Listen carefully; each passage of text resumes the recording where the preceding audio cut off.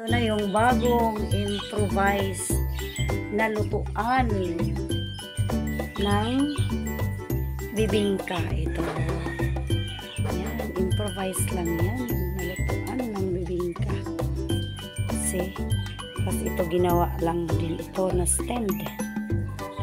Very nice. Okay, magluluto na. Ito na, sisimulan na yung bibingka.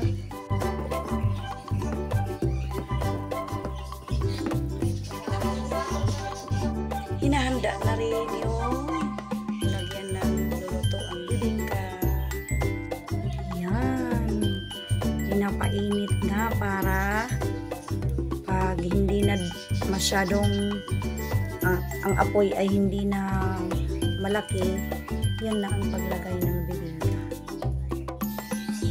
Yan. Ang ilalagay na ang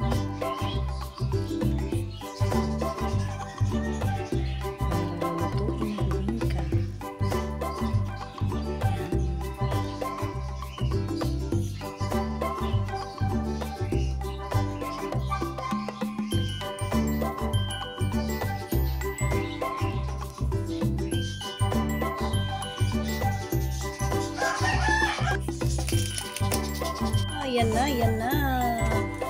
Kukunin na yung bibingka. Man, luto na mga kaibigan. Wow! Bibingka. Ito na mga kaibigan. Mainit-init pa yung bibingka natin. Okay.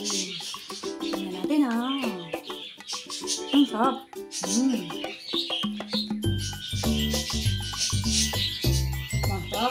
Mainit. Nabili yung kapling ko.